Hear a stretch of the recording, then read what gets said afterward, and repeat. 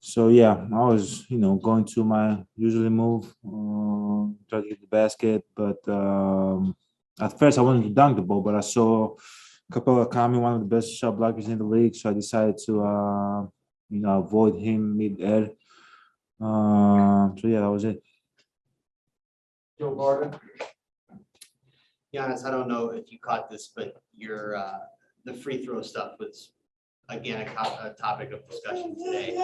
And to me, your friend Eric here disagrees, but I thought you were quicker tonight at the foul line. Did you make a conscious effort to try to go quicker?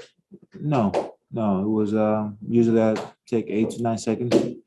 It's always borderline, 10 seconds. And when my coach staff told me to like speed it up, I know that maybe I'm around 10. So sometimes the referee talks to me and tell me like, you got to speed it up. So then I make an effort to maybe take it a second or 2 seconds faster. But my mindset going to this game was still do my routine, get as many dribbles as I can, get my breath, and just shoot my shot.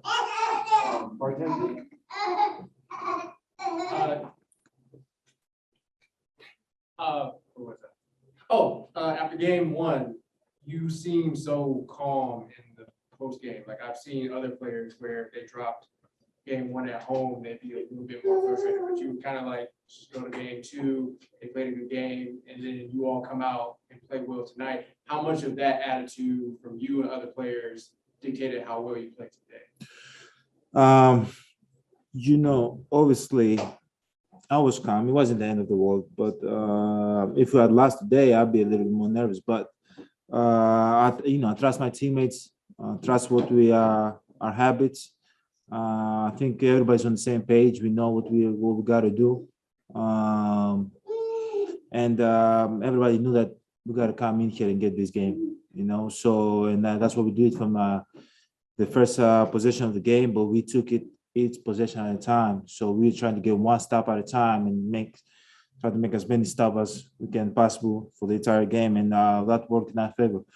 But at the end of the day, these days the guys sounds, there's got to be some urgency, but you still have to enjoy the fact that we're here, because we worked extremely hard to be in the last 4 teams standing. But not going on the road, obviously there's going to be some urgency. We're going to try to play good games, good basketball, and we're going to try to have some finals. I think 20 fast break points in the first half. I know Drew leaking out at times. If the bigs got a rebound, he said, I don't know if that was an emphasis, but how important was it to get out and get running this game? Very important. Very important. They crash the board, and they play fast too, and they shoot a lot of long threes, so the rebounds are always long. So you have a lot of opportunities that you can run, and we want to play fast. We play fast but smart at the same time, and we were able to do that tonight. Hey, Giannis. I don't know that I've seen you throw the deep ball to Drew before. What gave you the confidence to throw it tonight? Yeah, he was wide open. And where I had the ball, it was easier to throw. Usually, my first steps, it's like a dribble. But where I had it, it was easier to deliver it to him. For you and Brooke are different people, right? But when you see him play the drop and do the jukes or the stunts or whatever you want to call it, where he's kind of playing. Unbelievable. He was unbelievable tonight. A lot of people don't give him credit, but he was unbelievable, especially in the first half. And he was playing on the drop, and he was like back and forth, and he was going for the blocks and all that. He was protecting the rim. He was unbelievable. We need him to do this, to keep doing this. I don't even know if it's something you could pick up. Do you understand what I'm saying? Like, have you, like, as you watch him, have you seen different bodies, different skill set? But in our game plan, I'm a switch. So I'm not in the drop. So usually when I'm in the drop, it's harder for me. It's way harder for me. It looks like 7-1. But in this series, moving forward, I don't know what the game plan is going to be, but tonight the game plan was a switch for me. So I just switched up, tried to keep guys in front. So I wasn't in that position. For you, just watching Drew defend as well, I mean, obviously he was making it a lot tougher on Trey. But for you guys, we were talking about the help guys being in the dribble lanes a little bit more often.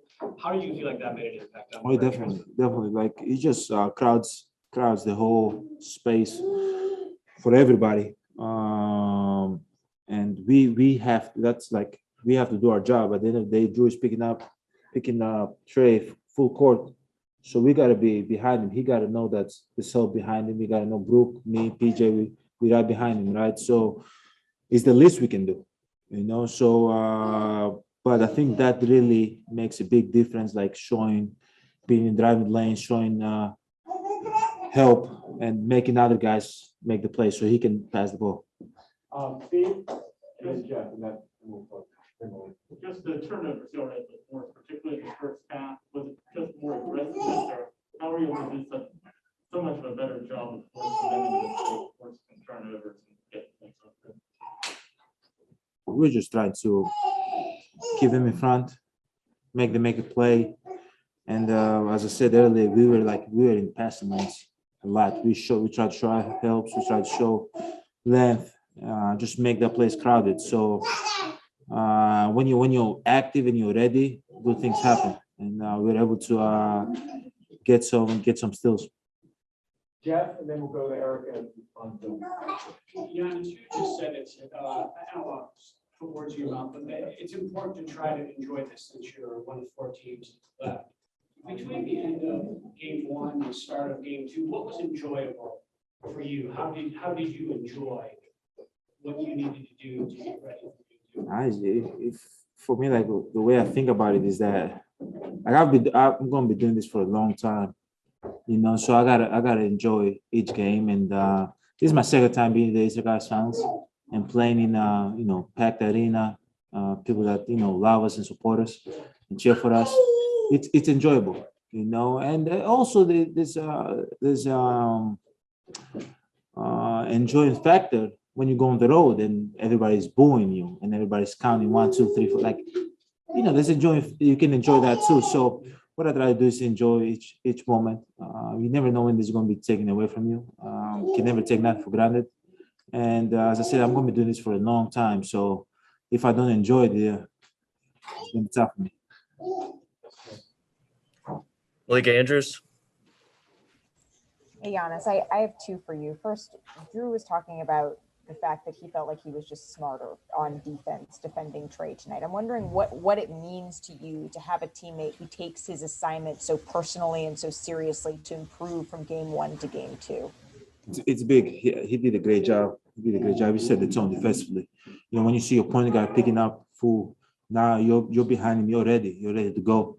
And man, he did an unbelievable job. He forced him into turnovers. He made it as tough as possible. He made them play deeper into the clock. So when they were coming down, it was 18, 17, 16.